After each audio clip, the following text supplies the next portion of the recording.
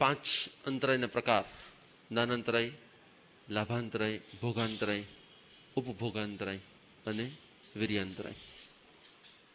તમારા લકમાં હોય અને ન મળે એને અટકાવે એને અંતરાય કહેવાય, કે પછી કોઈ પણ વસ્તુમાં ક્યાંય પણ અટકાવે એને અંતરાય કહેવાય? તમને કંઈક મળવાનું હોય અને વિઘ્ન આપે એને અંતરાય કહેવાય, કે તમને કંઈ મળવા જ ન દે એને અંતરાય કહેવાય? જેમ કે અત્યારે બહારમાંથી જરાક એક નાનકડો અવાજ આવે છે, બરાબર છે? માનો કે એક નાનકડો અવાજ આવે છે, રાઈટ? હવે અવાજ આવતો બંધ થઈ ગયો. તો તે અવાજને કારણે ભણવામાં જે ડિસ્ટર્બ થઈ રહ્યું હતું તે અંતરાયનો ઉદય હતો, આપણા કર્મનો ઉદય હતો, કે પછી અસાતાનો ઉદય હતો? બોલો. માનો કે એ જે અવાજ આવતો હતો એ અસાતાનો ઉદય હતો કે અંતરાયનો ઉદય હતો? કોનો ઉદય હતો? અંતરાયનો ઉદય હતો. તો તમને એ વસ્તુ એકદમ ખબર પડી જોઈએ કે અંતરાય ઈ શું છે અને અસાતા શું છે. તમારા લખની અંદર કોઈ લાભ થવાનો હતો, તમને કોઈ લાભ મળવાનો હતો, તમે કંઈક ભોગવવાના હતા, તમારા નસીબમાં કંઈક ઉપભોગ લખાયેલો હતો. આ જેટલું પણ તમારા કર્મના ઉદયને કારણે તમને મળવાનું હતું ને, એ મળતી વખતે જે વચમાં ડિસ્ટર્બ કરે, જે વચમાં વિઘ્ન કરે એ અંતરાય છે. જે મળવાનું જ નથી એની માટે અંતરાય છે? તો કે એની માટે અંતરાય નથી. જેમ કે દુનિયાનો કોઈ પણ શબ્દ આપણને સંભળાય છે, કોઈ પણ હવા આપણને મળી રહી છે, કોઈ પણ જાતનું દ્રશ્ય જોવા મળી રહ્યું છે, તો આ કોઈ પણ જાતનું દ્રશ્ય, આ કોઈ પણ જાતના શબ્દો, આ બધું જ, આ કોઈ પણ જાતના દ્રશ્ય, કોઈ પણ જાતના શબ્દો, આ બધું જ આપણા પોતાના કર્મના ઉદયને કારણે જ મળતું હોય. એક પરમાણુ માત્રની સ્પર્શના, એટલે કે એક નાનકડો રચકણ પણ આપણને આપણા પોતાના કર્મના ઉદય વગર ન મળતું હોય. જેટલું પણ મળે છે એટલું. તો જ્યારે કેવળનાન થાય અને જ્યારે બધી જ અંતરાય કર્મનો ક્ષય થઈ જાય, તો ભગવાનના કાનમાં દુનિયાભરના અવાજ સાંભળવા મળે કે ન મળે? ભગવાનને દુનિયાભરના અવાજો સંભળાય, દુનિયાભરની ખાવા પીવાની વસ્તુ મળે, એવું બને? જો બહુ ડીપ જાઓ. જો તમને જે કંઈ પણ ખાવા પીવા રહેવા કરવા મળે છે એમાં જે વચમાં આવે એને જો અંતરાય કર્મ કહેવાય, તો ભગવાનનું અંતરાય કર્મ તો સાવ ખપી ગયું છે. ભગવાનનું અંતરાય કર્મ તો સાવ ખપી ગયું હોય તો શું થાય? ભગવાનનું અંતરાય કર્મ તો સાવ ખપી ગયું તો ભગવાનને બધું મળે? બધું ખાવા, બધું પીવા, બધું રહેવા, બધી વસ્તુ બધું મળે એને? તો કે ના. વસ્તુનું મળવું કે ન મળવું એ તમારા પુણ્ય કે પાપનો ઉદય છે. વસ્તુનું મળવું કે ન મળવું એ તમારા પુણ્ય કે પાપનો ઉદય છે. વસ્તુ, કોઈ પણ વસ્તુનું મળવું કે ન મળવું એ તમારા પુણ્ય કે પાપનો ઉદય છે. પરંતુ એ મળવાનું હોય અને વિઘ્ન આવે, એ મળવાનું હોય અને વિઘ્ન આવે તો એને શું કહેવાય છે? તો કે એને અંતરાય કહેવાય છે. એટલે ઘણી વખત આપણે અંતરાય કર્મની પૂરેપૂરી વ્યાખ્યાને સમજી શકતા નથી. ભગવાનના લખમાં પણ, ભગવાનના નસીબમાં પણ, ભગવાનના ઉદયમાં પણ જેટલા પદાર્થો લખેલા હોય એટલા જ ભગવાનને મળવાના હોય. ભગવાનની અંતરાય કર્મ ક્ષય થવાથી ભગવાનને બધું મળી જાય? તો કે ના, ભગવાનને બધું મળી જતું નથી. એટલે અંતરાય કર્મની વ્યાખ્યાને આપણે બહુ જ ઊંડાણથી સમજવાની છે. કારણ કે મોટા ભાગના લોકો કંઈક બને ને એટલે કે શું કે તો આપણી અંતરાય હશે, એ તો મારી અંતરાય હશે. પણ ના, એવી તમારી અંતરાય હોવી જરૂરી નથી. એટલે 8 કર્મમાં એક કર્મ છે અંતરાય કર્મ. અને અંતરાય કર્મ બંધાય છે કેવી રીતે? અંતરાય બંધાય છે કેવી રીતે? અંતરાય કર્મ બંધાય છે કેવી રીતે? જેની જેમ એમ માને છે કે અંતરાય કર્મ ઈચ્છાએ અને અનિચ્છાએ, જાણતા અને અજાણતા બંને રૂપે બંધાતું હોય છે. ઋષભદેવ ભગવાન તો કે એમનો હેતુ નથી કે કોઈ પણ બળદને ખાવા પીવા ન મળે, એવો એનો હેતુ છે? તો કે એવો એનો હેતુ નથી. એટલે જાણતા કે અજાણતામાં પણ અંતરાય કર્મ બંધાઈ શકે છે. જ્યાં સુધી આ વસ્તુ, જ્યાં સુધી આ વિષય, જ્યાં સુધી આ આપણી પાસે ક્લિયર ન હોય ત્યાં સુધી શું થાય?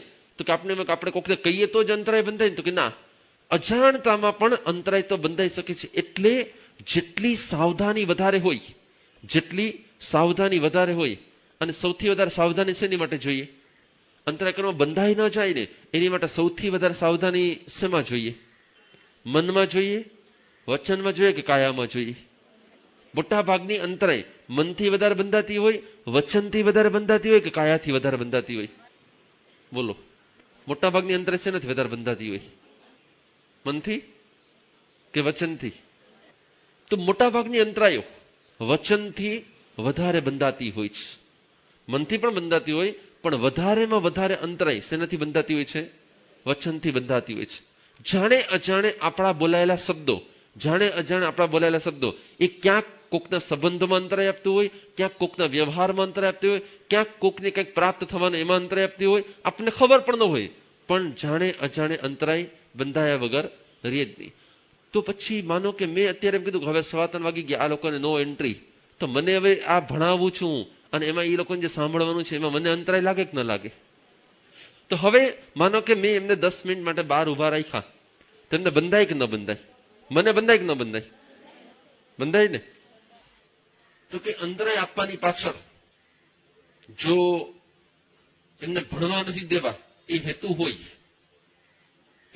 કે મારે એમને ભણવા નથી દેવા, જો એ હેતુ હોય મારે એમને એવું ચાલે જ નહીં એટલે એને ભણવા નહીં દઉં, એવો જો દ્વેષ હોય તો અંતરાય બંધાય છે. જો અનુશાસન હોય,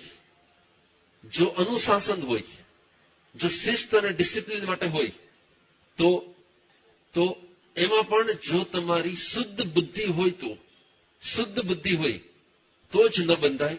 અને જો તમારી દ્વેષ બુદ્ધિ હોય તો બંધાયા વગર રીએ જ નહીં. ઘણીવાર કોઈ છોકરો ઘરે આવતો હોય તોફાન મસ્તી કરીને મમ્મી એને કીધું આટલા વાગે આવી જશે, પછી ના આવે ને, થોડોક મોડા આવે ને એટલે મમ્મી પપ્પા શું કરે ને પછી પનિશમેન્ટ કંઈક ને કંઈક આપતા હોય, બહાર ઉભા રાખતા કંઈક કરતા હોય, તો એમાં શું હોય તો કે એમાં જો શિસ્તની ભાવના હોય કે તો એને ન બંધાય, પણ જો દ્વેષ બુદ્ધિ આવી ગઈ હોય તો એને બંધાયા વગર રહે જ નહીં. પ્રેક્ટિકલ લાઈફની અંદર આપણે આ 8 કર્મોને જાણ્યા પછી આપણને ફાયદો શું મળે? આપણી પ્રેક્ટિકલ લાઈફની અંદર આપણને આ 8 કર્મની ખબર પડે તો એનાથી ફાયદો શું થાય? તો એનાથી આપણને ફાયદો શું? આપણે 8 કર્મો જાણી લીધા, આપણને પ્લસ પોઈન્ટ શું થયું? આપણને એનાથી શું ફાયદો થયો? તો કે 2 વખતે આપણને આ કર્મોનું ગણિત જાણવાથી 2 વખતે ફાયદો થઈ શકે. કઈ રીતે? એક તો બાંધતી વખતે અને એક ભોગવતી વખતે. એક બાંધતી વખતે અને એક ભોગવતી વખતે. આપણે સૌથી વધારે ક્યું બાંધીએ છીએ અને સૌથી વધારે ક્યું ભોગવીએ છીએ? આપણે સૌથી વધારે ક્યું બાંધીએ છીએ અને સૌથી વધારે ક્યું ભોગવીએ છીએ? 8 માંથી સૌથી વધારે ક્યું કર્મ બાંધીએ છીએ અને સૌથી વધારે ક્યું ભોગવીએ છીએ? આપણે જેટલા પણ કર્મો બાંધીએ છીએ એમાંના 60% કર્મો વેદનીય હોય છે, સાતા અથવા તો અસાતા. 10 સેકન્ડે આપણે માનો કે 1 લાખ કર્મ બાંધતા હોઈએ ને તો 1 લાખમાંથી 60,000 કર્મો સીધે સીધા જાય વેદની કર્મના ખાનામાં, 20,000 કર્મો જાય મોહની કર્મના ખાનામાં, અને બાકીના કર્મોમાં બાકીના બધા સરખે ભાગે વેચાઈ જતા હોય. પછી એમાં પણ જે વૃત્તિ વધારે હોય એ વૃત્તિના કર્મો વધારે એકબીજામાં જતા હોય. પણ સૌથી વધારે આપણે અનુભવીએ છીએ મોહની કર્મ, પરંતુ બાંધીએ અને ભોગવીએ એ કર્મ છે વેદનીય. આપણે મોટા ભાગે યા તો સાતાને ભોગવીએ છીએ અને યા તો અસાતાને ભોગવીએ છીએ. એવી જ રીતે સૌથી વધારે આપણે બાંધીએ છીએ પણ શું? તો કે યા સાતા અને યા તો અસાતા. હવે જ્યારે પણ તમે અસાતાને ભોગવશો ત્યારે શું થશે? જ્યારે પણ અસાતાનો ઉદય આવે એટલે શું થવાનું? આપણને ક્યારે અસાતાનો ઉદય આવે છે? સવારથી સાંજ સુધીમાં આપણો અસાતાનો ઉદય ક્યારે આવે છે? કોક કંઈક બોલે છે, કોક કંઈક ખીજાય છે, કોક કંઈક ઇન્સલ્ટ કરે છે, કોક કંઈક અપમાન કરે છે, અથવા તો આપણને બહુ ઠંડી લાગે છે, યા બહુ ગરમી લાગે છે, યા રસોઈ બનાવતા દાઝી જાય છે, અથવા તો ક્યાંક ને ક્યાંક અસાતા આપણને ક્યાં આવે છે? સૌથી વધારે અસાતા શરીરની આવે છે કે કાનની આવે છે? તમને જેટલા પણ તમે કર્મને ભોગવો છો, અસાતાને ભોગવો છો, એમાં કાનની અસાતા વધારે હોય છે, આંખની અસાતા વધારે હોય છે, જીભની અસાતા વધારે હોય છે કે શરીરની અસાતા વધારે હોય છે? બોલો. હવે તો કર્મનો જ વિષય છે.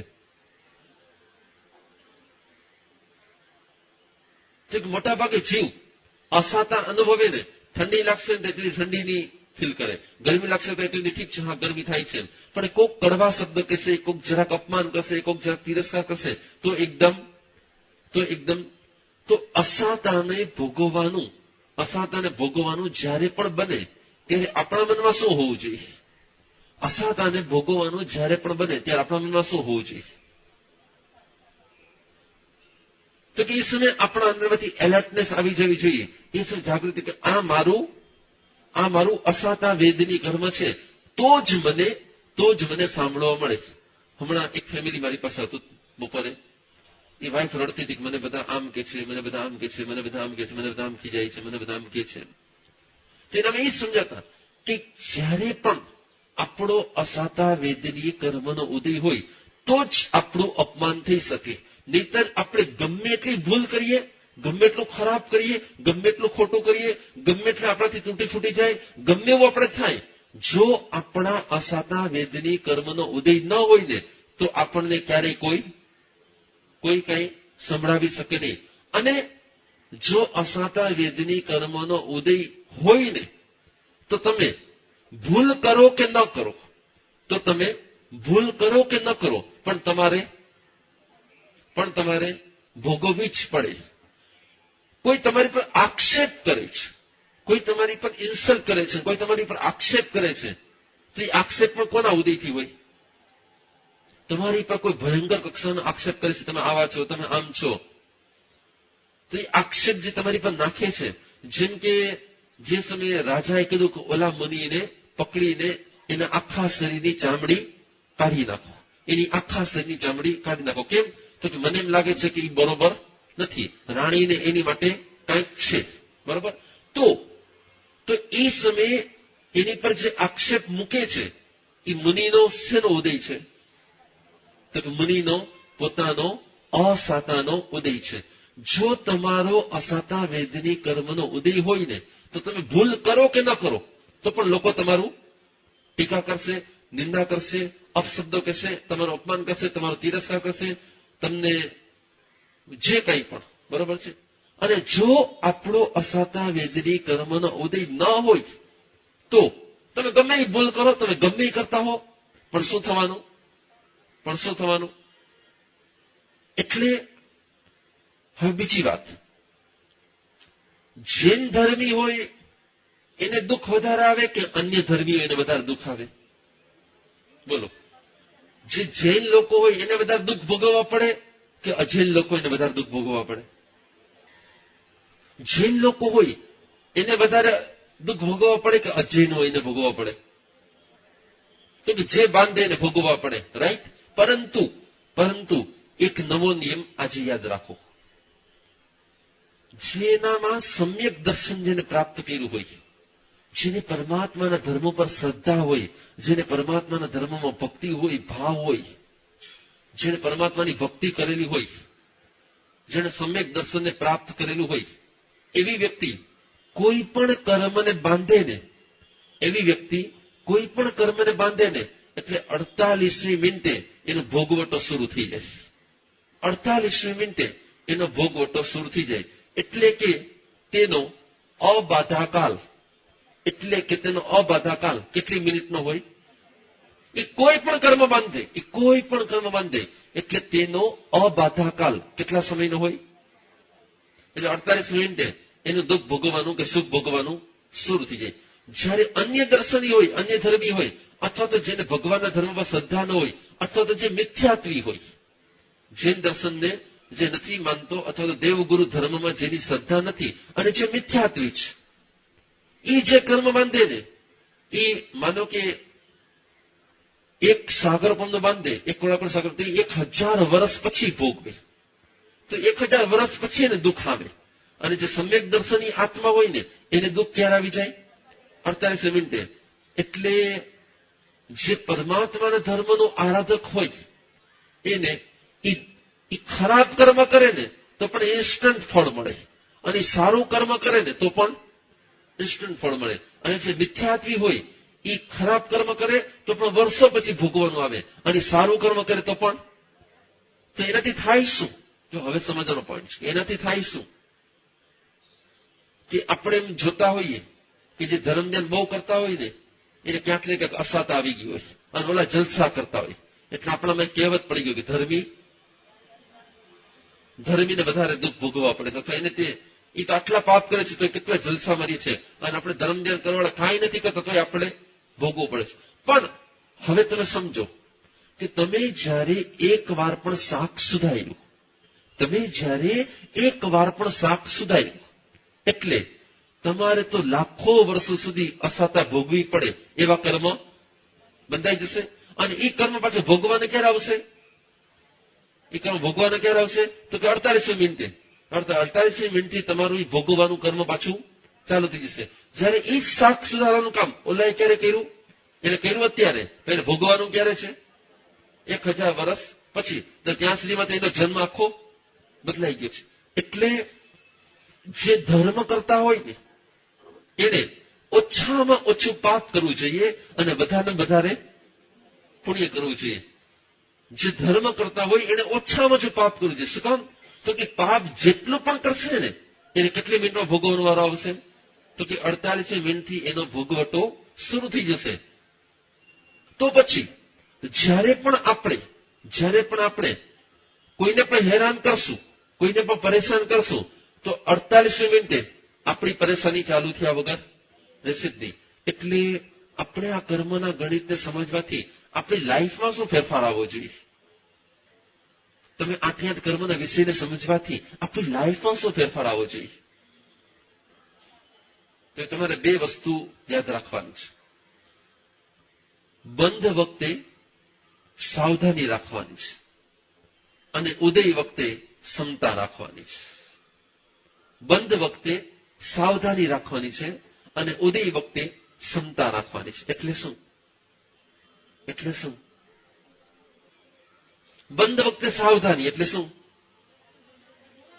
તો કે જ્યારે પણ આપણે જેટલું પણ નવું કાર્ય કરતા હોઈએ, કંઈ પણ કરતા હોઈએ, ત્યારે આપણને અંદરમાંથી ખબર હોવી જોઈએ કે આ કરવાથી મને આ બંધાશે, આ કરવાથી મને આ બંધાશે.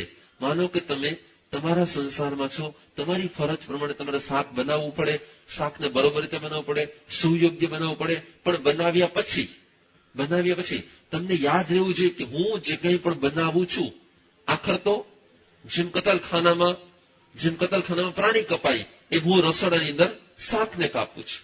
એટલે જે કંઈ પણ છે એ ડેડ બોડીને જ મેં એનું શાક બનાવેલું છે. તો હવે મારે એ જે બની ગયેલું શાક છે એના વખાણ કરવા નથી. વખાણ તો તમે કદાચ ન કરો, પણ વખાણની આશા રાખતા હો. વખાણ તો ના કરતા હો, પણ શેની આશા રાખતા હો? કે ખાતી વખતે તમે જોજો, તમારા ઘરની વ્યક્તિ જયારે તમારી બનાવેલી રસોઈ ખાતી હોય ને, તે તમારો ચહેરો ક્યાં હોય? તમારો ચહેરો ક્યાં હોય? શું ચેક કરતો હોય?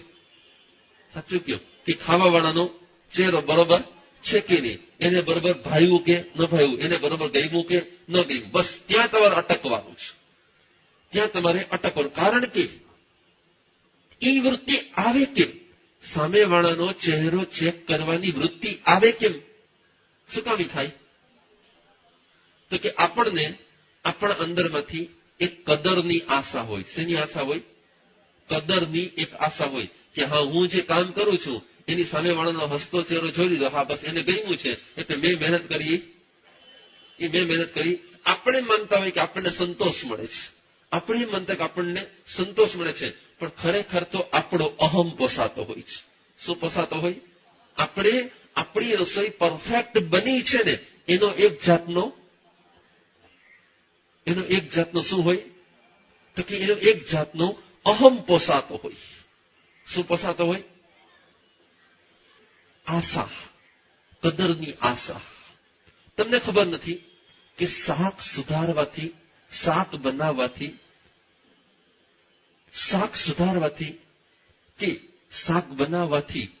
જેટલું પાપ લાગે ને તેના કરતા અનંત ગણું પાપ એ લોકોનું મોઢું ચેક કરવાથી લાગે. અને છતાંય આપણને ગોચરી ઓરાવીને પણ પાછું શું થાય કે જરાક મારા સાહેબનો ચહેરો ચેક કરી કે બરોબર થાય ને, થોડું થાય. મહાસુદ્દીન જઈ આવી આમ બરોબર અમારું બે ગોચરી ઓરાવી બરોબર ફાવી કે ન ફાવી, ભાવી કે ન ભાવી. પણ એ શું છે? તો કે એ પણ એક જાતની કદરની આશા છે.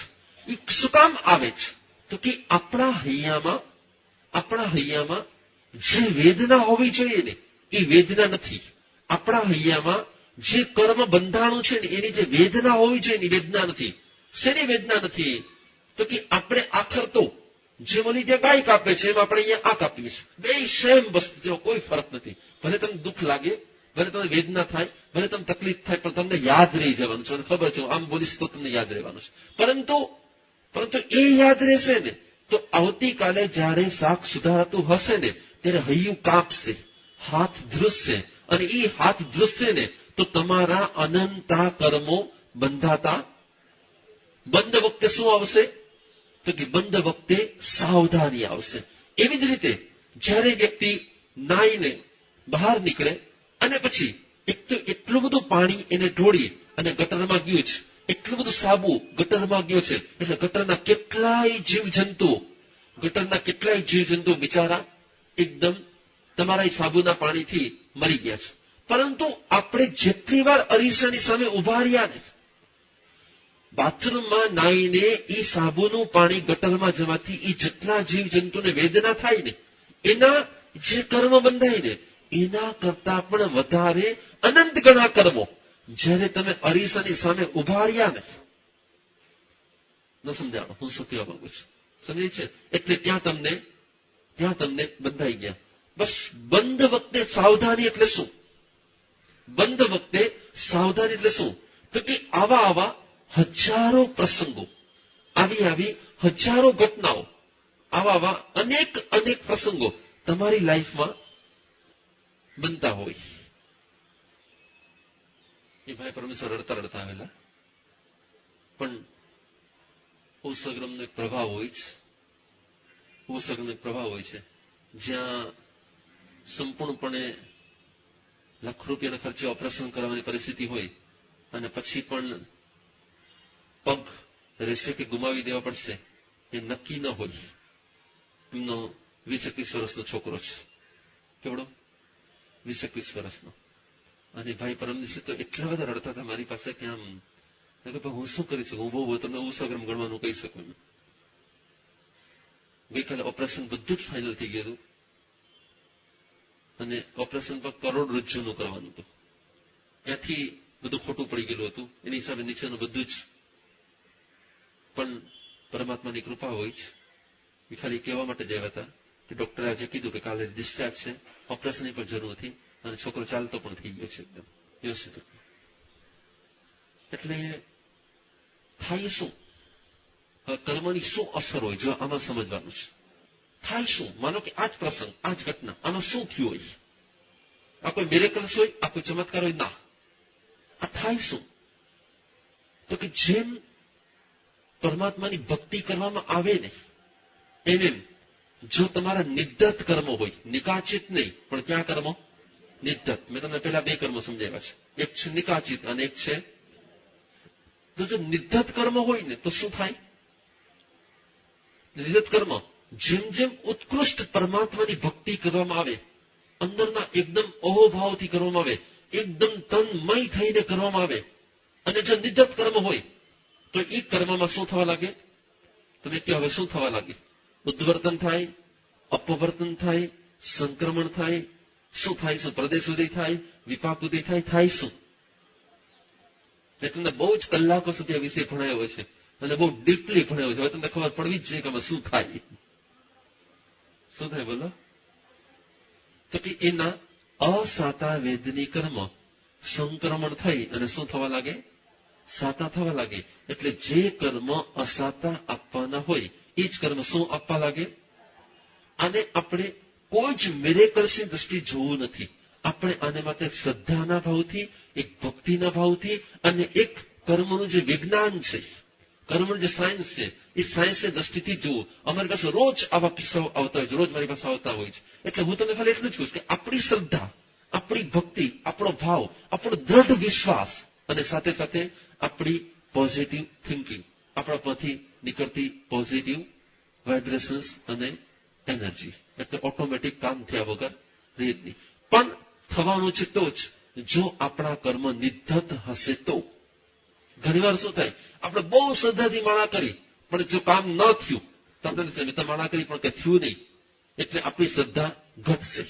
હકીકતમાં એ સમયે આપણે એ જ વિચારવાનું છે કે આ પ્રસંગમાં મારા કર્મ નિકાચિત લાગે છે એટલે કોઈ જાતનો ફેરફાર ન થયો, તો હું નિકાચિત કર્મને હવે સમભાવે ભોગવી લઉં. હવે એ સમયે આપણી શ્રદ્ધા ઘટવી ન જોઈએ. મોટા ભાગના લોકોને થાય શું કે કંઈક ન થાય ને એટલે શ્રદ્ધા ઘટ્યા વગર રહે નહીં.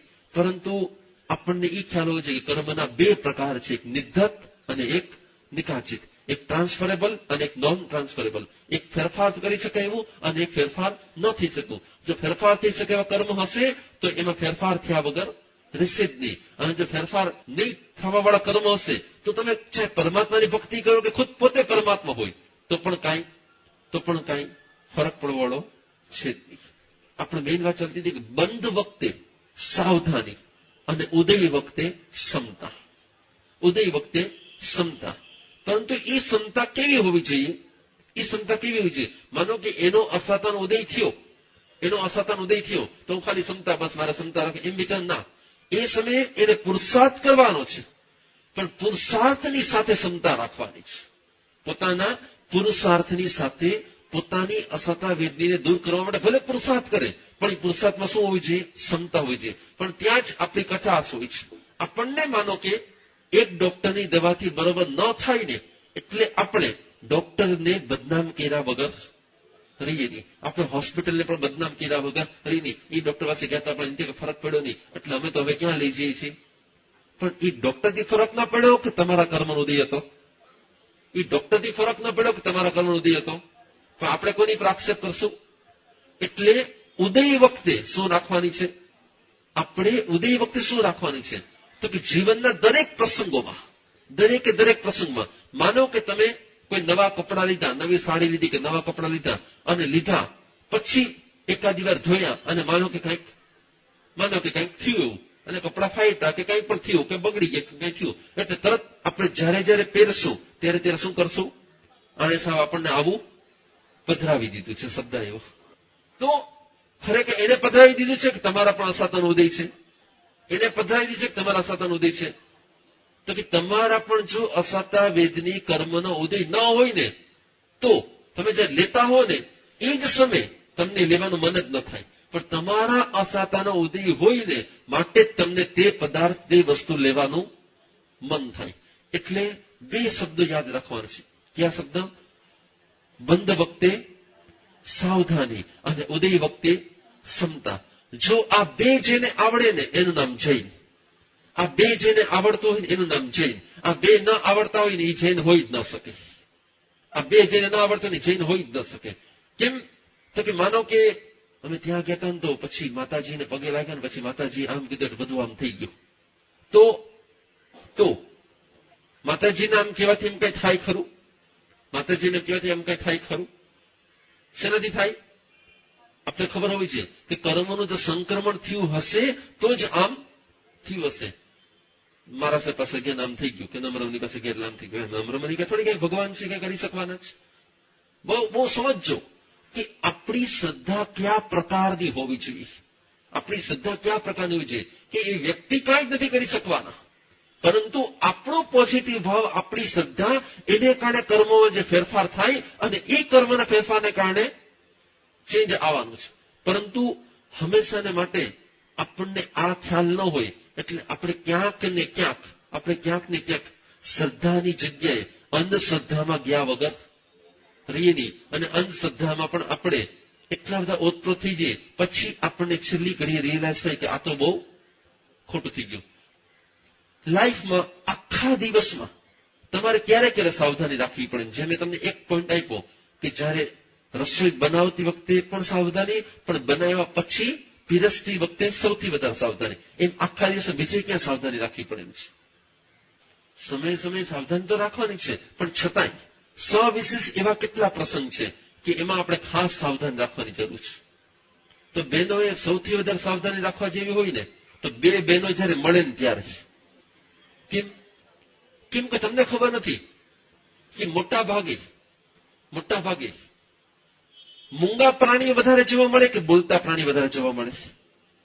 સાચું કે એકદમ ક્લિયર. હું તમને બચાવવા માંગુ છું, તમને બ્લેમ કરવાથી માંગતો, હું તમને બચાવવા માંગુ છું. બોલતા પ્રાણી બહુ ઓછા મળશે, મૂંગા પ્રાણીઓ. બરોબર છે? બોલતો પ્રાણી માત્ર એક માણસ છે, અને બહુ તો થોડા ઘણા પ્રાણીઓ છે. બાકીના બધા તો વૃક્ષો, બીજા ત્રીજા જંતુઓ, બધું જ તમે જુઓ તો મોટા ભાગે બધા મૌન છે. કેમ એ મૌન છે? અથવા તો કેમ એ મૂંગા પ્રાણી છે? અથવા એને કેમ બોલવું હશે પણ એને બોલવા કેમ નહીં મળતું હોય? વિચારો. મેં તમને એક પોઈન્ટ આપી દીધો. બે બહેનો મળે ત્યારે સૌથી વધારે સત્ય કરતા ભેળવેલું સત્ય વધારે બોલાતું હોય છે. સત્ય કરતા ભેળવેલું સત્ય વધારે બોલાતું હોય છે. અને દરેક ભેળવેલું સત્ય અસત્ય કહેવાતું હોય છે. દરેક ભેળવેલું સત્ય અસત્ય કહેવાતું હોય છે. એટલે શું? હું તમને એક્ઝામ્પલ આપું. આજે છે ને મારા સાહેબે તો 3:15 વાગ્યામાં છે ને પછી બંધ જ કરાવી દીધું. તમને ખાલી એક્ઝામ્પલ આપું છું. 3:15 પછી બંધ જ આવાજ ન દીધા થોડીક વાર માટે, તો તમે આટલું જ ખાલી બોલ્યા. બરોબર છે? હવે આટલા વાક્યમાં બોલો તમે સાચું બોલ્યા છે, ખોટું બોલ્યા છે? તો તમે જે 3:15 વાગે બોલ્યા ને સૌથી ખોટું વાક્ય હતું. તમે ઘડિયાળ જોઈ જ નથી. કે મેં 3:15 વાગે બંધ કરાવ્યું, કે 3:15 1 મિનિટે બંધ કરાવ્યું, કે 3:15 2 મિનિટે મેં બંધ કરાવ્યું? તો સૌથી ખોટું વાક્ય કયું હતું? 3:15 વાગે. બાકીનું બધું જ કદાચ સાચું હતું, પણ ઓલો જે પોઈન્ટ હતો ને તમારો 3:15 વાગે, એ તમારો પોઈન્ટ કેવો હતો? ખોટો હતો. હવે તમે એક્સેપ્ટ કરશો કે નહીં કરો કે હા સાચી વાત છે? કેમ કે જો તમે આ વાક્ય બોલ્યા હતો ત્યારે તમે ઘડિયાળ તો જોઈ જ નથી, એટલે તમે જે બોલ્યા એમાંનું ભેળવેલું સત્ય, મેં તમે શબ્દ શું વાપરો? સત્ય કરતા પણ ભેળવેલું સત્ય. અને આવી સાવધાની રાખવાની વાત ઓનલી જૈન દર્શન, આવી સાવધાની રાખવાની વાત જૈન દર્શન સિવાય તમને જગતના કોઈ દર્શનમાં નહીં મળે.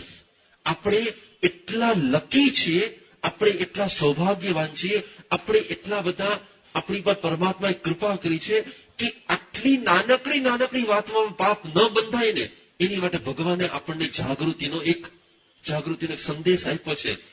આવા ભગવાન ક્યાં મળે? આવા ભગવાન ક્યાં મળે? તો કોઈ પણ ધર્મ જો બહુ બધા પગે લાગવાનું, આ કરવાનું, પૂજા કરવાનું, બીજું ત્રીજું, પણ આટલી નાનકડી વાત માટે પણ સાવધાની રાખો, અને એ સાવધાની તમારા કર્મ બંધાતા અટકશે, અને એ અટકવાથી તમારા આત્માને આટલો લાભ થશે. આવું ઓનલી જૈન દર્શન. ક્યાં?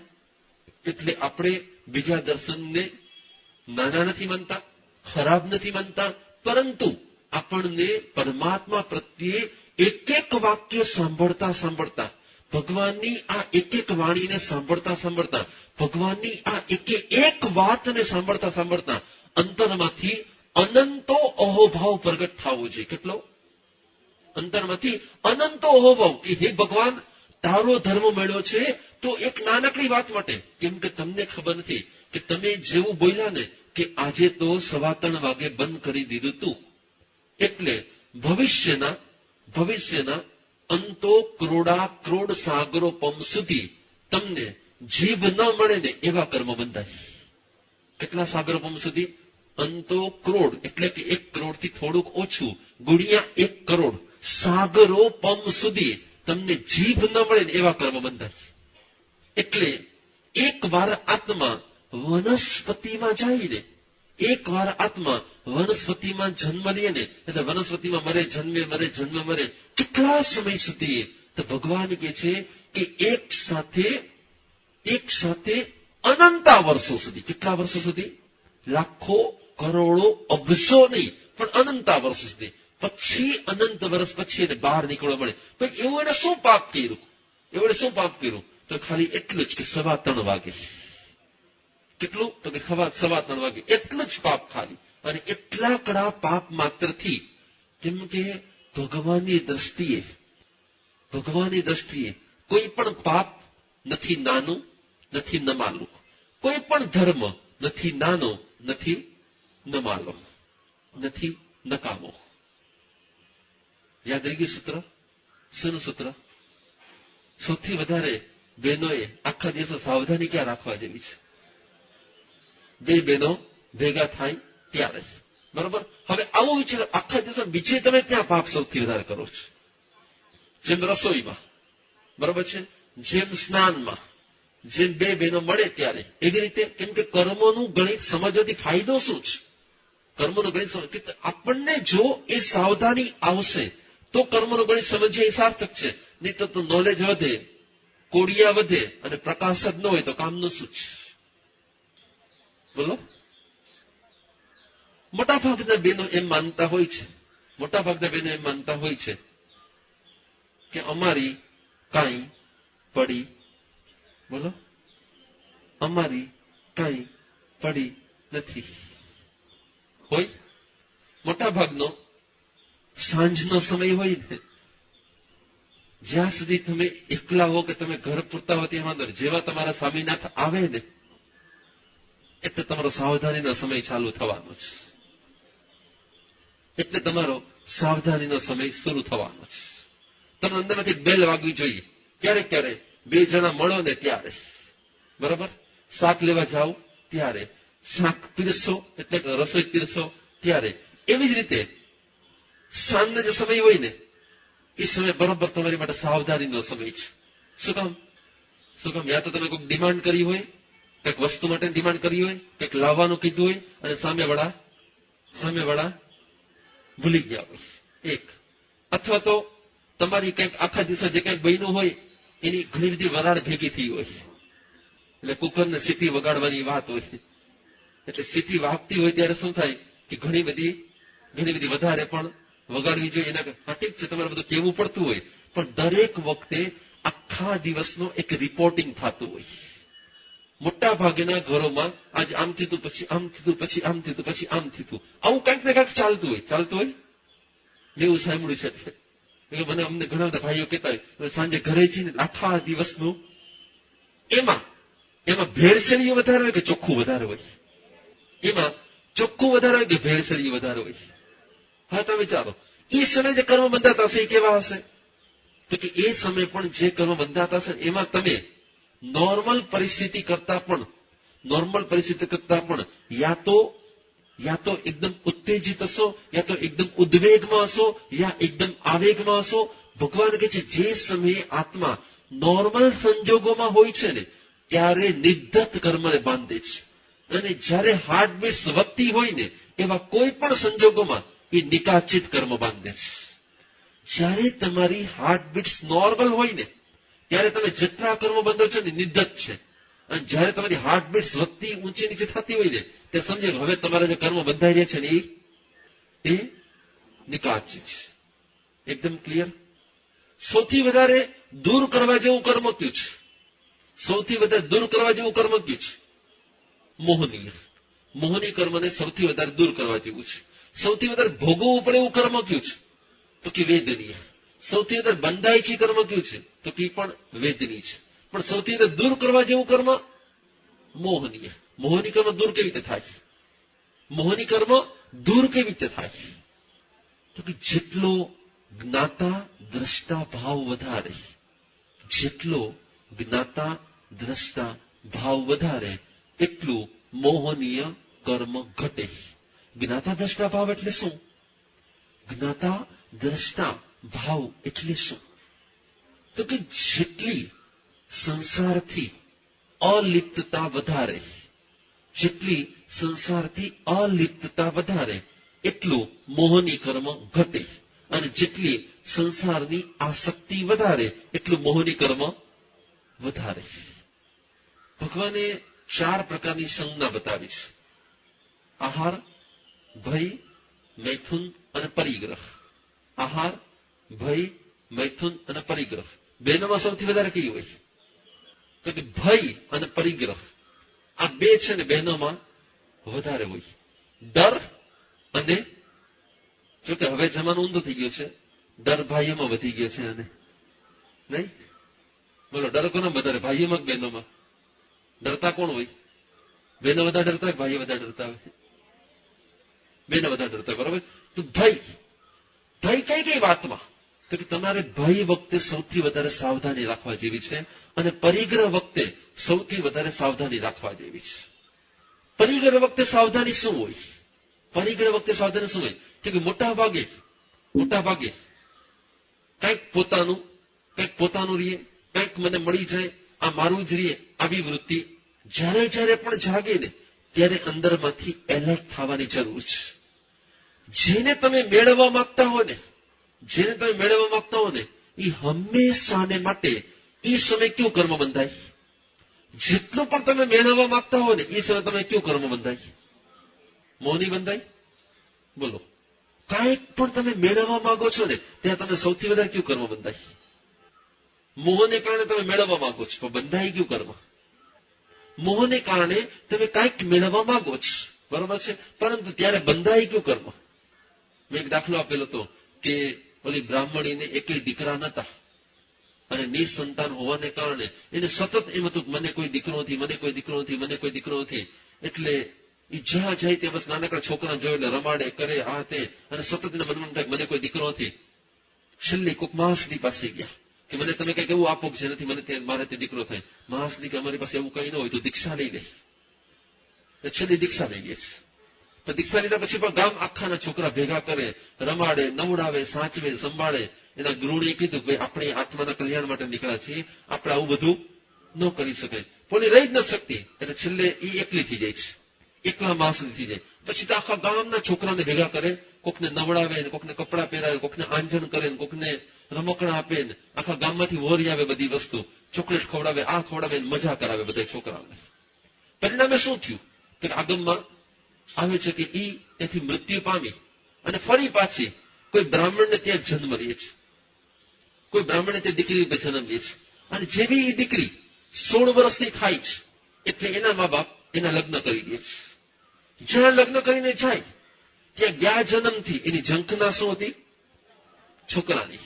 એટલે આ જન્મમાં શું થાય છે કે 16મા વર્ષે લગ્ન થાય અને 17મા વર્ષે એક ટ્વિન્સને જન્મ આપે, 18મા વર્ષે ફરી બીજા એક ટ્વિન્સને જન્મ આપે, 19મા વર્ષે ફરી પાછું ટ્વિન્સને જન્મ આપે, 20મા વર્ષે ફરી પાછું ટ્વિન્સને જન્મ આપે, 21મા વર્ષે ફરી પાછું ટ્વિન્સને જન્મ આપે, 22મા વર્ષે ફરી પાછું ટ્વિન્સને જન્મ આપે. એ 22મા, 23મા, 24મા, 25મા, 26મા, 27મા, 28મા, 29મા, 30મા, 31મા અને 32મા વર્ષે એટલે કે 16 વર્ષ સુધી એ સતત દર વર્ષે એક એક ટ્વિન્સને જન્મ આપતી જાય. 16મા વર્ષે 32 છોકરાઓની મા બની જાય. હવે શું થાય? એક છોકરો હોય 2 મહિનાનો, 4 મહિનાનો, 6 મહિનાનો અને એક હોય 16 વર્ષનો. એક આમ બગાડી આવે, એક ઓલું આમ કરી આવે, એક આમ કરી આવે. એટલી કંટાળી ગઈ. આગમમાં આ વાર્તા આવે છે નિર્યાવલિકા પંચકની અંદર. આખી વાર્તા આવે છે કે એનું નામ હતું બહુપત્રિકા. એટલા બધા છોકરાઓ કે કંટાળીને કહે છે આના કરતા મને એકેય ન હોય તો. એટલે પેલા શું હતું? પેલા એકે નતું ત્યારે શાંતિ હતી, ત્યારે અશાંતિ હતી. અને હવે છે તો શાંતિ છે, છે તો પણ શું કામ? તો કે જ્યારે તમે કોઈ પણ વસ્તુને મેળવવા, જ્યારે તમે કંઈ પણ મેળવવા જાઓ છો ત્યાં તમને કયું કર્મ બંધાય? મળી જાય ને એમાં તમને કર્મ ન બંધાય, પણ જે તમે મેળવવા જાઓ ને એમાં તમને કર્મ બંધાય છે. મેળવેલું હંમેશાને માટે 3 કર્મો એક સાથે બંધાવે છે. જેને મેળવવાનો પ્રયત્ન હોય ને એ એક સાથે 3 કર્મ બંધાવે: અસાતા વેદનીય, અશુભ નામ કર્મ અને નીચ ગોત્ર કર્મ. એને કારણે શું થાય તો કે એને બધા એવા સંજોગો મળે, એટલા ખરાબ સંજોગો મળે કે અંતે હેરાન પરેશાન થઈ જાય. એટલે કર્મના બંધ વખતે સાવધાની મારે એટલી જ રાખવી છે કે મને જેટલું મળશે ને એ મારા કર્મ પ્રમાણે મળશે. મારે વધારે કઈ મેળવવું નથી. જેટલો પણ હું મેળવવા જઈશ ને, જો જે લોકોને ત્યાં પોતાનો ફ્લેટ ન હોય ને, જેને પોતાનો ફ્લેટ ન હોય ને એ બહુ ઝંખતા હોય, બસ આપણું ઘર થઈ જાય તો સારું, આપણું ઘર થઈ જાય સારું. તમે માર્ક કરજો, એ નવા ઘરમાં જ માનો કે તે ઘર થઈ ગયું ને, રહેવા ગયા ને, તો પેલા એના ઘરમાં જેટલી શાંતિ હોય ને એના કરતા ડબલ અશાંતિ એ જયારે નવા ઘરમાં રહેવા જાય એટલે ચાલુ થઈ જાય. કેમ થઈ જાય? પેલા તમે મારા સાહેબ બહુ શાંતિથી રહેતા હતા, પેલા બધું બરોબર હતું, પણ કોને ખબર નવા ઘરમાં આવ્યા એટલે બધું થયું શું? તો કે જેટલું તમને તમારા કર્મના ઉદય પ્રમાણે મળે છે ને એમાં શાંતિ છે, પણ જેટલું પણ તમે પુરુષાર્થ કરીને કર્મના ફેરફાર કરીને મેળવવા ગયા ને એટલે શું થવાનું? તમને નવા અસાતા વેદની, નવા અશુભ કર્મ, નવા નીચ ગોત્ર કર્મ બંધાયા વગર એ જ નહીં. એટલે એને કારણે તમને ત્યાં બધા પ્રોબ્લેમ ચાલુ થયા વગર મારા લકમાં હશે તો મને મળી જશે, મારે બહુ ઝંખના કરવી નથી, મારે બહુ ઈચ્છા કરવી નથી, મારા લકમાં હશે ત્યારે મને મળશે, મારે બહુ આશા રાખવી નથી. તો શું થશે કે જે પણ મળશે ને એમાં તમે સુખી હશો, અને જો તમે મેળવવા ગયા તો એ મેળા પછી દુઃખી હશો. જ્યારે બંધ વખતે સાવધાની રાખવાની છે, હજી એક જગ્યાએ સાવધાની રાખવાની છે. બંધ વખતે જે સાવધાન રાખવાની છે હજી એક જગ્યાએ રાખવાની છે. ક્યાં? બોલો. રાખવાની છે. સુતા સાવધાની કેમ રહી? કયો? સાવધાની જેમ જાગતા રાખવાની છે, સુતા રાખવાની છે. બોલો, આવું એક ધર્મ વાત આવે કે સુતા સાવધાન રાખવાની છે? આવે એક ધર્મ વાત આવે? ન જ આવે. આપણે વેરી લકી છે કે આપણને આ ભગવાનનો એવો ધર્મ મળે છે કે સુતા સાવધાની કેમ રખાય? કયો? તમને રાત્રે ખોટા વિચાર ના આવે, કઈ ખરાબ સપનાઓ ના આવે, કોઈ ડ્રીમ્સ ના આવે, એની માટે શું કરવું જોઈએ? તો કે જ્યારે વ્યક્તિ સુતા પહેલાની થોડીક મિનિટોને ધ્યાન દ્વારા, મંત્ર દ્વારા, સાધના દ્વારા પોતાના મનને સ્થિર કરવાનો પ્રયત્ન કરી લે છે ને ત્યારે શું થાય? તો કે આખી એની ઊંઘ દરમિયાન એના મનની ચંચલતાઓ ન હોય. અને જો મનની ચંચલતાઓ રાત્રે ન હોય તો એને આખી રાતમાં જે કર્મ બંધાય ને એ કેવા બંધાય? નિધ્ધત બંધાય. એને નિકાચિત ન બંધાય.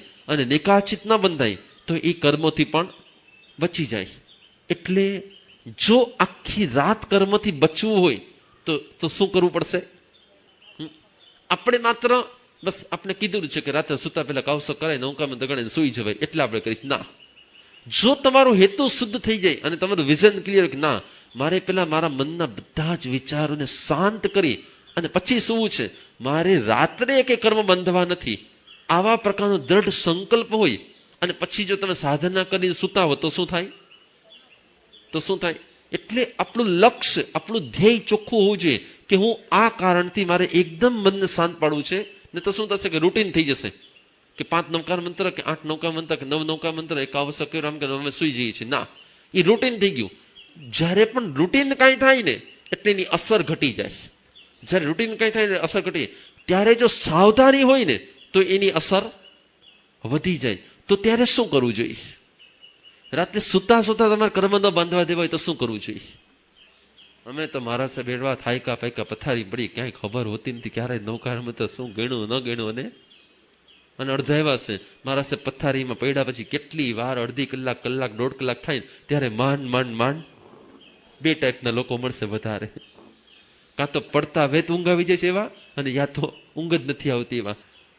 બોલો, બે પરિસ્થિતિમાં શું થવું જોઈએ? તો જોજો, જેને ઊંઘ ના આવતી હોય ને એને કેટલાય ખોટા વિચારો, બીજું ત્રીજું ચાલ્યા જ કરતું અને પછી છેલ્લે મન થાકે ને પછી ઊંઘ આવતી હોય ઘણાને. અને ઘણા આખા દિવસ થાય પાય એટલે ફટાફટ નૌકાર ગણે ન ગણે ત્યાં પૂરું થાય ન થાય એની પેલા તો ફિનિશ. પણ એને નથી ખબર કે પડતા આવે જેને ઊંઘ આવી જાય છે ને એને શું થાય છે કે ફરી પાછું આખા દિવસનું મનમાં જેમ કોઈને એનેસ્થેસિયા આપવામાં આવે, કોઈને કંઈક ઓપરેશન કરવાનું હોય એને કંઈક ખોટું કરવામાં આવે, એને બોલું કે સુંગાડે, પછી તમે જોજો એને પેલા જે વિચાર કર્યો હોય ને એ ઓલામાંથી જેવો બહાર આવશે ને એટલે સૌથી પહેલા એને એ જ વિચાર આવશે, બીજો કોઈ વિચાર નહીં આવે. મારો અનુભવ છે કે મારું એક ઓપરેશન હતું તે એની પહેલા મને જે વિચાર હતો ને ઓપરેશનમાંથી જેવું મને ભાન આવવાની શરૂઆત થઈ એ જ વિચાર મારા મોઢેથી હું બોલતો હતો. કેમ? તો કે એ સમયે આપણું મન એકદમ સુસુપ્ત થઈ ગયું.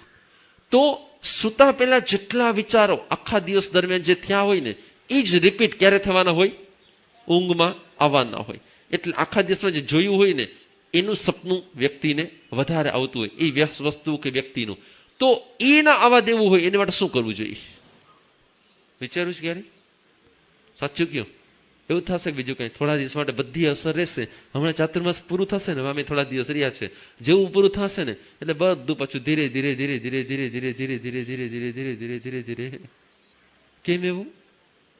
તો કે આપણે ફૂલદાનીના છોડ છીએ, આપણે કુંડાના છોડ નથી.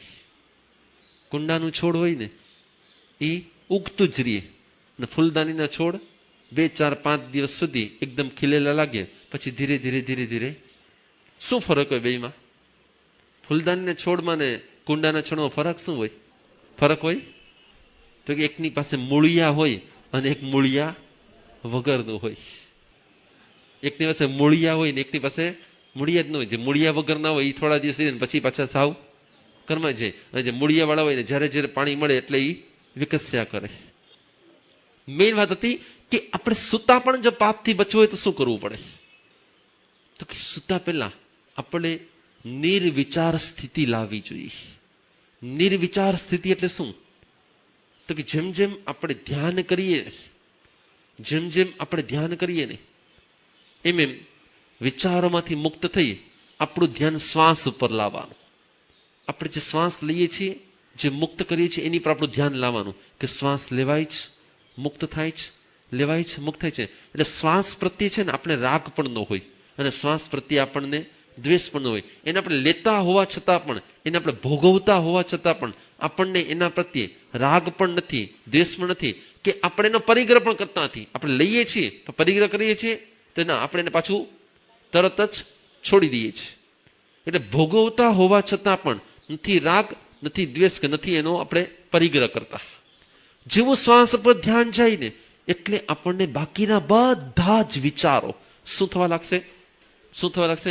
આપણામાંથી દૂર થવાની શરૂઆત થવા લાગશે. 2 મિનિટ, 3 મિનિટ, 4 મિનિટ, 5 મિનિટ, જ્યાં સુધી તમે એકદમ શૂન્ય નથી જાઓ ને ત્યાં સુધી આ પ્રોસેસ ચાલુ રાખો. એની પહેલા તમારે જે નવકાર મંત્ર ગણવા હોય કે જે કરવું હોય બધું જ કરી લ્યો, અને પછી છેલ્લે આ શૂન્યમાં જેવા સરો ને એટલે તમે સુઈ જાઓ. એટલે શું થવાનું? તો કે હવે તમારું મન શૂન્ય થઈ ગયું છે. એટલે આખી રાત દરમિયાન હવે તમે કોઈ જાતનું પાપ લાગે એવા, અથવા તમારી હાર્ટ બીટ્સ વધઘટ થાય એવા કોઈ જાતના પાપ બંધાશે નહીં. અને એવું બંધાશે નહીં તો આપણે કમસે કમ નિકાચિત પાપથી બચી જશું. એટલે ધર્મ એને કહેવાય જે આપણને આપણી રોજિંદી લાઈફમાં આજે અનુભવમાં આવે તો ધર્મ છે. નહીતર આવી તો માહિતી, આવી તો શિબિરો આપણે કેટલી બધી કરી હશે અને ફરી પાછા હતા ત્યાં ને ત્યાં આવી ગયા છું.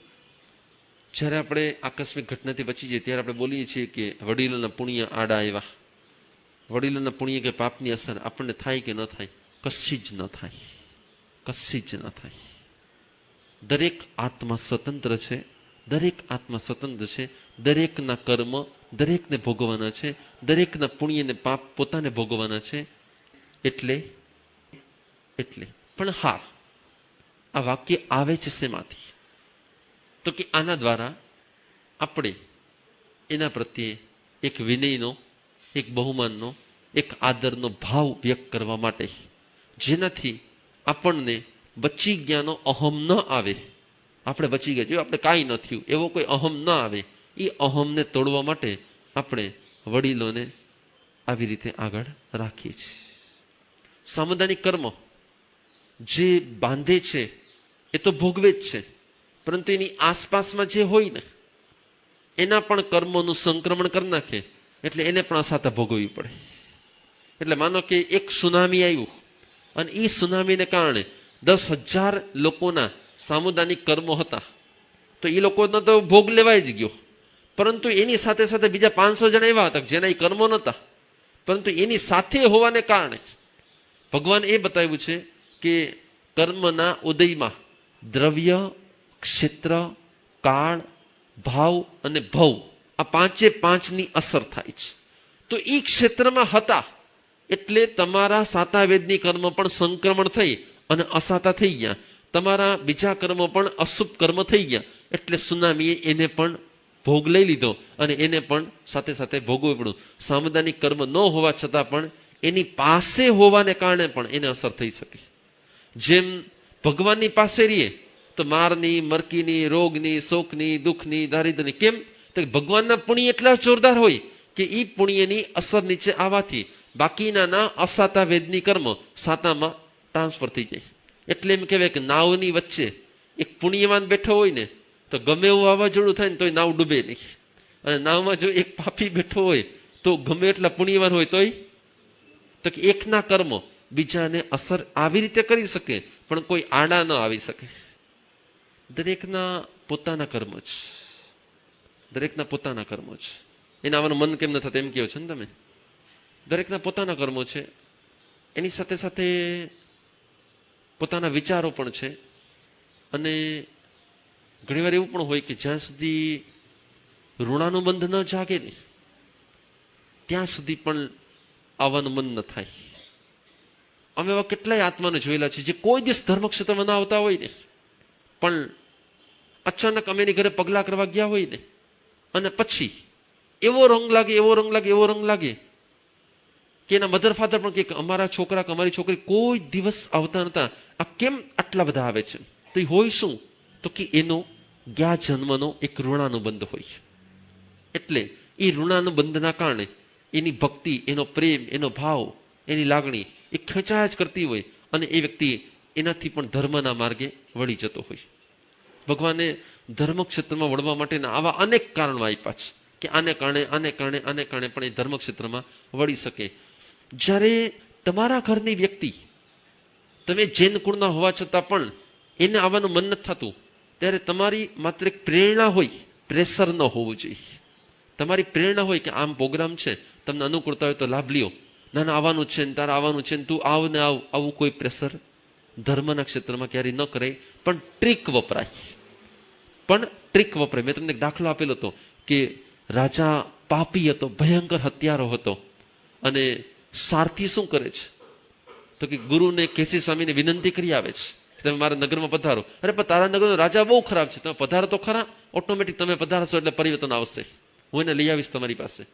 પછી શું કરે છે તો કે જેવા નગરીમાં કેસી સ્વામી ગુરુ પધારે છે તો શિષ્યની ફરજ છે કે પોતાના ગુરુના પ્રભાવને ફેલાવવા માટે હજારો લોકોને ગુરુ પાસે લાવવા, એ શિષ્યનું કર્તવ્ય હોય છે. આ શું કરે છે કે પોતે રાજાને કહે છે કે રાજન, કંબોજ દેશમાંથી નવા ઘોડા આવ્યા છે, આપણે ઘોડે સવારી કરવા માટે નીકળવું છે. ક્યારે નીકળશું? રાજાને ઘોડા બહુ પ્રિય હતા. આપણે કાલ સવારે ઓલો એવા જ ઘોડા લઈને આવે છે જે એના મંત્ર શક્તિથી જયારે ઉભા રાખે ત્યારે ઉભા રહી શકે, જયારે દોડવા હોય ત્યાં દોડી શકે, એવા જ ઘોડા લઈને. ઓલો સારથી હતો, એ અશ્વ વિદ્યાનો જાણકાર હતો, એ એવા જ બે ઘોડા લઈને આવે છે. એકમાં રાજાને બેસાડે, એકમાં પોતે બેસે છે. ઘોડાને દોડાવ્યા જ કરે. રાજા ગમે એટલું ઉભા રાખવાનો પ્રયત્ન કરે ને, ઘોડા ઉભા જ ન રહીએ. અંતે ફેરવી અને બપોરના 11 વાગી ગયા ને એવા ભર તડકામાં જ્યાં ઓલા ગુરુ કેસી સ્વામી વ્યાખ્યાન આપતા હતા ને, એ બરોબર બાજુમાં જઈને ઉભા રાખી દીધા. રાજા એટલો થાક્યો તો, પરસે રેબજેબ થઈ ગયો તો નીચે ઉતરી ગયો. એ કે ઝાડના છાંય થોડીક વાર રેસ્ટ લેવો છે, બહુ થાકી ગયો તો. અને ત્યાં હજી કોને જોવે છે? અરે આ કોણ છે? આ મુંડિયો અહીંયા શું જડે મુંડે આ શું આવી તો વાતો કરે, શું જોર જોરથી બરાડા પાડે છે. હવે ઓલા શું કહેશે? હવે એમને કહેતા કે આપણે એને દર્શન કરવા જઈએ. એ તો આત્મા અને શરીર બેને જુદા માનવા વાળા છે. એમ હું ત્યાં જાઉં છું. બસ પછી તો ત્યાં ગયા પછી જેવા એ રાજા ત્યાં પહોંચ્યા અને ગુરુની પ્રભા, ગુરુની ઓરા, ગુરુનું વાતાવરણ, અને ત્યાં એક એક જાતનું સમાધાન મળતું ગયું. એટલું મળતું ગયું કે ઓલો સારથી તો બિચારો સાઈડમાં રહી ગયો, એ ગુરુને એટલો સમર્પિત થઈ ગયો કે ત્યાં ને ત્યાં એ શ્રાવકના વ્રત ધારણ કરીએ છે, એમને ગુરુ તરીકે ધારણ કરી લે છે, અને એની પાસે ગુરુ મંત્ર લઈ અને ઘરે પહોંચી જાય છે. આજે મેં વાત કરી હતી કે હવે એ જ રાજા જયારે એની રાણી એને ઝેર આપી દે છે ત્યારે એનો ગુરુ મંત્ર યાદ આવે છે. શું ગુરુ મંત્ર યાદ આવે છે? કે તું શાંત બની ગયો છે, તું હવે શાંત રહેજે. ગુરુ મંત્ર એને જ કહેવાય જે સતત એના કાનમાં ગુંજાચ કરે છે. ગુરુએ આપી દીધી, ગુરુને ખબર હતી કે હમણાં જેને અશાંત થવાનો મોકો આવશે, અને એ સમય જો એની પાસે આ મંત્ર હશે તો એ એકદમ સાવધાન રહેશે. ગુરુએ ખાલી એટલું કે તું શાંત બની ગયો છે, હવે તું શાંત રહેજે. તો જયારે ઝેર આપે છે છતાં પણ પોતે શાંત રહે છે. એટલે ટ્રીકથી લાવી શકાય, પ્રેશરથી ન લાવી શકાય. તમારા બોલવાથી ન આવે તો પછી આપણે છોડી દેવાના એના કર્મ ઉપર. એના એવા કર્મનો ઉદય હોય, એનો સમય પણ ન પાય, કોઈનો સમય પાકે એટલે ઓટોમેટિક આવી જાય. એટલે ક્યારેય પણ એવું ન કરાય કે બહુ પ્રેશર નહીં. ધર્મ એ પ્રેમનો વિષય છે, પ્રેશરનો વિષય જ નથી. અને એવું પણ નથી કે એકવાર આવશે એટલે તરત સુધાર આવી જશે. એકવાર, બે વાર, 3 વાર, 4 વાર, કોક વાર એવું ક્લિક થઈ જશે ને, ઓટોમેટિક આવી જશે. પછી એને કારણ હોય કે આપણે લોકો ધર્મમાં ખાલી આવીએ છીએ, અંગીકાર નથી કરતા. મેં આજે સવારે જ વાત કરી હતી કે ધર્મને અંગીકાર કરવાનો હોય છે. પેલાની પરંપરા એ હતી કે જ્યારે પણ વ્યક્તિ ધર્મ ક્ષેત્રમાં આવતી, પરમાત્માની વાણી સાંભળતી, પરમાત્મા પાસે 2 હાથ જોડીને કહેતી કે મને તમે ધર્મ અંગીકાર કરાવો. આપણે લોકો શું આવીને સાંભળીને માંગણી સાંભળીને રવાના થઈ જાય છે. એટલે જે અંગીકાર કરવાનો છે એ નથી. જ્યાં તમે જો બૌદ્ધ લોકો, બીજા લોકો સ્વામિનારાયણ કંઠી પહેરાવશે, એટલે જે અંગીકાર કરાવશે ને એટલે એનામાં એક પ્રેરક તત્વ મૂકી દેશે, એટલે ઓટોમેટિક પછી એને પ્રેરણા મળ્યા જ કરશે. માંગલિક નમો રિયંતાણમ, નમો સિદ્ધાણમ, નમો એરિયાણમ, નમો ઉચ્ચાયણમ, નમો લોય સર્વસાહુણમ. ચતારી મંગલમ અરિયંતા મંગલમ, સિદ્ધા મંગલમ, સાહુ મંગલમ, કેલિપનત્તો ધમો મંગલમ. ચતારી લોગુત્તમા, અરિયંતા લોગુત્તમા, સિદ્ધા લોગુત્તમા, સાહુ લોગુત્તમા, કેલિપનત્તો ધમો લોગુત્તમો. ચતારી શરણમ પવજ્જામિ, અરિયંતે શરણમ પવજ્જામિ, સિદ્ધે શરણમ પવજ્જામિ, સાહુ શરણમ પવજ્જામિ, કેવલીપનત્તમ ધમમ શરણમ પવજ્જામિ. 4 શરણા દુઃખરણા મંગલકરણા, અવર શરણ નહીં કોઈ, જો ભવ્ય પ્રાણી આદરે, અક્ષય અવિચલ પદ હોય.